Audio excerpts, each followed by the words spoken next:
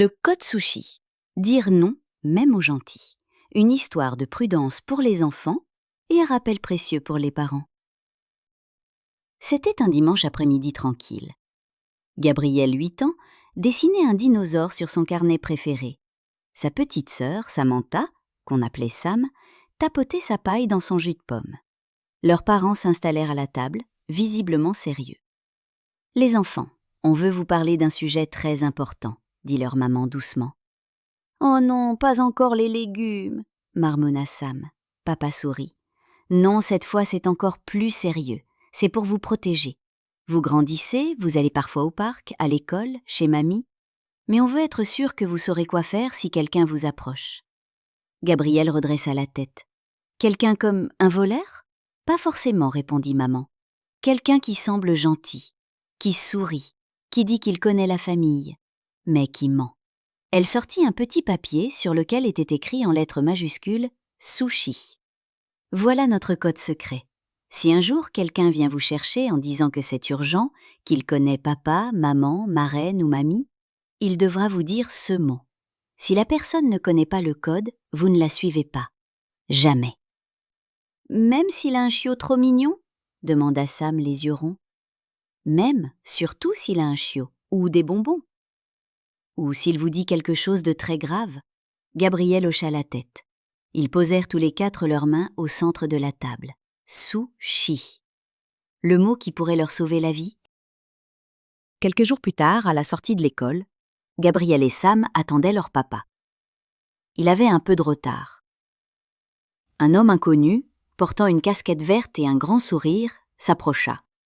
« Coucou les enfants, vous aimez les bonbons ? J'en ai plein dans mon sac. » Sam cligna des yeux. Gabrielle se leva du banc. « C'est qui, vous ? » ?»« Je connais bien vos parents. Ils m'ont demandé de venir vous chercher. J'habite juste à côté. » Gabrielle inspira un grand coup. « Alors, dites-nous le mot. » »« Quel mot ? » ?»« Le mot secret. Si vous venez vraiment de la part de nos parents, vous devez le connaître. » L'homme fronça les sourcils, hésita, puis s'éloigna rapidement.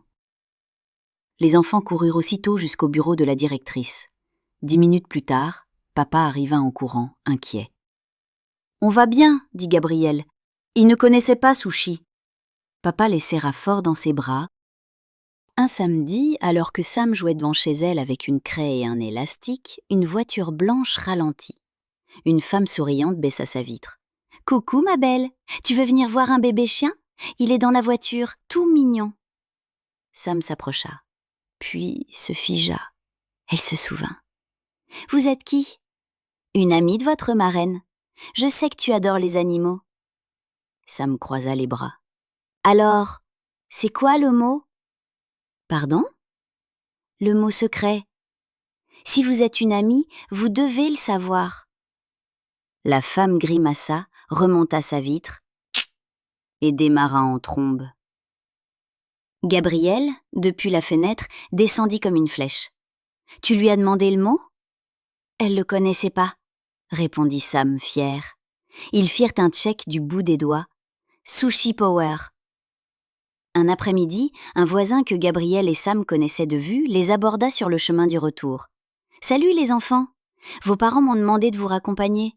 Ils ont été appelés d'urgence. » Gabrielle hésita. Il le connaissait un peu. Il avait un petit chien. Il disait toujours bonjour. Mais une règle, c'est une règle. « C'est quoi le mot ? » ?»« Hein ? » ?»« Le mot secret.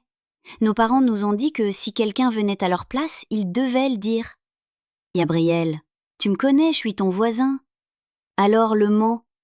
Le monsieur haussa les épaules. « Laissez tomber. » Et il partit. Gabrielle et Sam retournèrent à l'école, juste à temps pour retrouver maman qui arrivait, essoufflée. « On n'a rien fait sans le code, promis, » dit Gabrielle. Maman les serra dans ses bras. « Vous êtes formidables. » Un jour de pluie, un adolescent attendait Gabrielle à la sortie. « Gabrielle, je viens de la part de ta marraine. Elle a eu un accident, je dois t'emmener. » Le cœur de Gabrielle se mit à battre plus vite. « Ma marraine, c'est grave !»« Oui, elle est à l'hôpital. Vite, monte, j'ai une trottinette. » mais une alarme sonnait dans sa tête. « Alors dis-moi, le mot… » »« Quel mot ?»« Le mot secret. Si tu viens de sa part, tu dois le connaître. » Le garçon soupira, agacé. « J'ai pas le temps pour tes jeux. » Et il disparut dans la foule. Gabriel alla prévenir la maîtresse. Encore une fois, il avait eu le bon réflexe. Le soir, dans leur chambre, Sam était blotti dans son lit. « Tu crois que ça s'arrête un jour? Les gens qui essaient de nous piéger ?» Gabriel réfléchit. « Peut-être pas. Mais on est prêt, parce qu'on est malin et qu'on a Sushi. » Leur maman entra doucement. « Je suis si fière de vous. Dire non, ce n'est pas être malpoli, c'est être courageux. » Elle leur caressa les cheveux. « Le danger ne porte pas toujours un masque. Parfois il a un sourire. Alors on fait confiance à notre cœur et à notre mot secret. » Gabriel ferma les yeux. « Sushi !» Et Sam sourit en murmurant. « Même aux gentils, on peut dire non. » Ce n'est pas parce qu'un adulte sourit qu'il dit la vérité. Ce n'est pas parce qu'il est poli qu'il est digne de confiance.